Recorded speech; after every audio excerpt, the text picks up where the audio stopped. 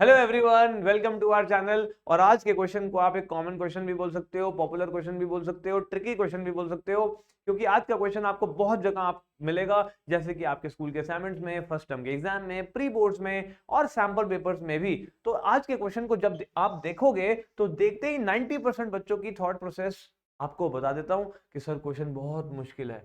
मुश्किल इस दुनिया में कुछ नहीं होता, सिर्फ हमारी सोच होती है। आप इमेजिन करो मैथ्स को रियल लाइफ से, तो अगर आप मैथ्स को रियल लाइफ से जोड़ दोगे तो आपको मैथ्स आसान लगने लग जाएगा। आप एक बात बताओ, आपकी दोस्ती 50 स्टूडेंट्स की क्लास में से कितने बच्चों से होती है? एक, दो, तीन, चार, पांच, और कई बच्चों सिर्फ एक ही दोस्त बनाते हैं पूरे 50 बच्चों में से। तो ऐसा क्यों होता है? क्योंकि दोस्ती वहां होती है जहां कॉमन इंटरेस्ट हो, है ना। तो जैसे कि आपको पेट्स पसंद है, आपके दोस्त को भी पेट्स पसंद है, तो ये कॉमन इंटरेस्ट हो गया। तो कॉमन इंटरेस्ट हमें जोड़ देते हैं।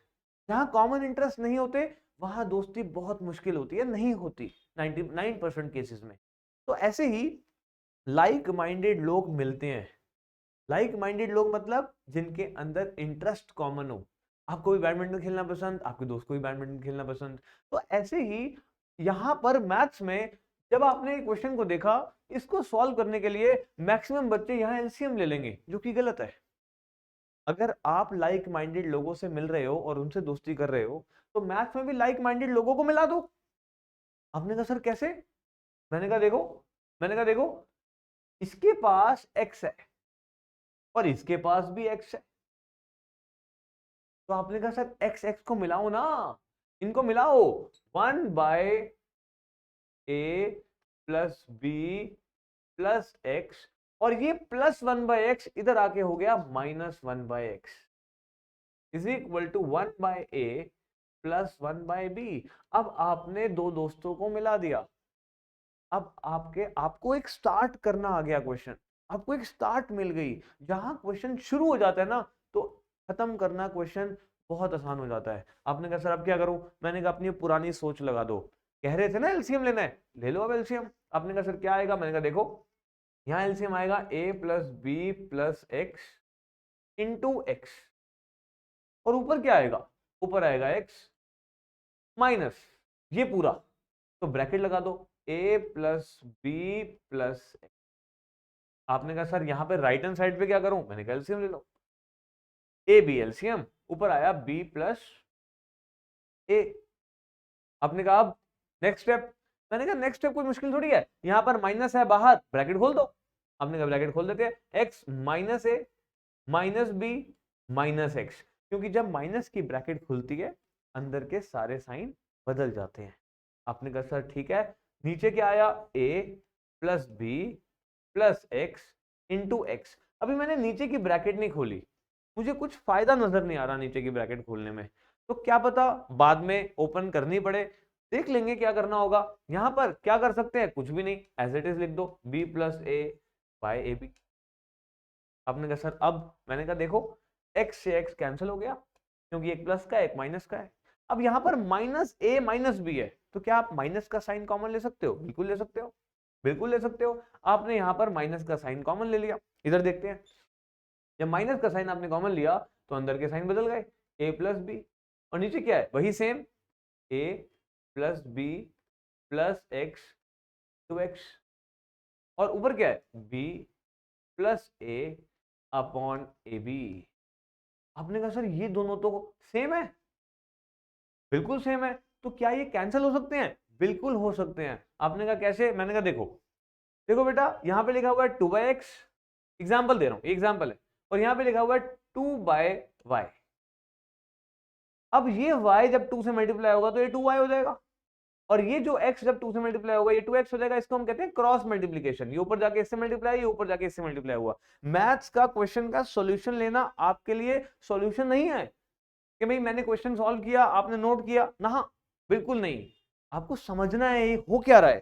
क्रॉस मल्टीप्लाई हुआ, अब ये 2 मल्टीप्लाई में नीचे जाके डिवाइड होगा तो ये 2 से 2 कैंसिल हो जाएगा। तो आपने कहा सर जब कैंसिल ही होना था इतना इतनी मेहनत क्यों की? क्रॉस मल्टीप्लाई किया ही क्यों?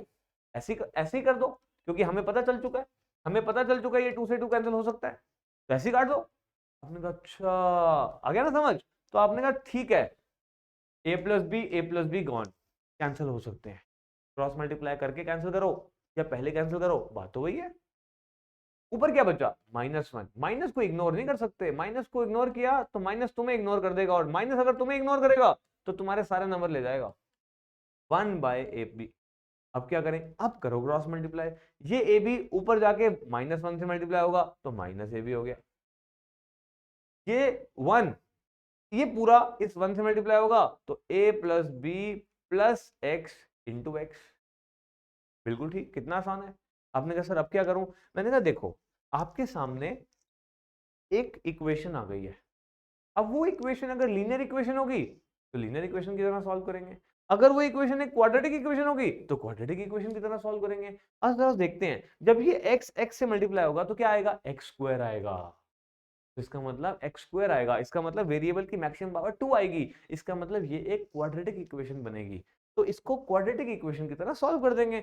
अगर मैं ब्रैकेट खोलता हूं तो यहां पर मैंने लिखा -AB, यहां पर मैंने लिखा -AB, और यहां पर जब मैंने ब्रैकेट खोली, अगर आप ध्यान से देखो इस पार्ट को, मैंने जब ब्रैकेट खोलूंगा तो x × A + B क्या होगा, A + B x, तो A + B × x, और प्लस जब मैं x को x से मल्टीप्लाई करूंगा तो क्या आएगा, x²। तो ठीक, दोबारा देख लो, दोबारा देखो, x को A + B से किया A + B x, x को x से किया x²। ठीक है, आगे चलते हैं फटाफट। आपने कहा सर अब क्या करें, मैंने कहा देखो अगर सबको उधर लेके जाएंगे तो सबके साइन माइनस हो जाएंगे, प्रॉब्लम बढ़ेगी, बल्कि हमें माइनस से बचना चाहिए, तो इस AB को इधर ले आओ। तो क्या आ गया, 0 = x² पहले लिखा प्लस A + B × x, और -AB इधर आके क्या हो गया, +AB। कि हमने एक क्वाड्रेटिक इक्वेशन को स्टैंडर्ड फॉर्म में लिखा। स्टैंडर्ड फॉर्म क्या होती है, ax² + bx + c, ये स्टैंडर्ड फॉर्म होती है। तो हमने इस इक्वेशन को स्टैंडर्ड फॉर्म में लिख दिया। अब क्या करें, अब इसको सॉल्व करने के लिए, क्योंकि इसमें वेरिएबल है, तो आपके पास दो रास्ते हैं, या तो आप x की ब्रैकेट खोलो और दो में से कॉमन ले लो। आपने कहा सर ट्राई कर सकते हैं, मैंने कहा ट्राई करते हैं, x² + ax + bx + ab = 0। 0 उधर लिख दिया। भाई अगर x = 0 है या 0 = x है तो बात तो एक ही है, मगर 0 = x लिखा हुआ अच्छा नहीं लग रहा। तो लिखा हुआ क्या अच्छा लग रहा है, x = 0, तो इसलिए हमें 0 को हमेशा राइट हैंड साइड पे लिखते हैं, ये हमारी एक आदत होती है। तो हमेशा अच्छी आदतें बनाओ तो जिंदगी भी अच्छी हो जाएगी, और बुरी आदतें बनाओगे तो जिंदगी में प्रॉब्लम्स बढ़ जाएंगी। तो इसलिए मैथ्स में भी अच्छी आदतें बनाएंगे तो क्वेश्चन करना आसान हो जाएगा। ठीक है, अब देखो क्या x² और ax में से मैं x कॉमन ले सकता हूं, बिल्कुल ले सकता हूं। तो क्या बचेगा, x + a, और मैं bx + ab से क्या +b कॉमन ले सकता हूं, बिल्कुल ले सकता हूं। क्या बचेगा, x + a। भाई जब b बाहर आ गया तो x बचा, ab में से b बाहर आ गया तो a बचा। आपने कहा सर अब = 0, मैंने कहा इन दोनों में से x + a कॉमन ले सकते हो। तो बचा क्या अंदर, x + a बाहर आ गया, x बचा, x + a बाहर आ गया, +b बचा, +b = 0। और आपको पता है क्वाड्रेटिक इक्वेशन में जब दो ब्रैकेट 0 के बराबर आती हैं तो इंडिविजुअल ब्रैकेट 0 के बराबर लिखी जाती हैं, x + a = 0 और x + b = 0। और इसका मतलब x + a = 0, इसका मतलब x + a उधर ले जाओ, x -a और x -b।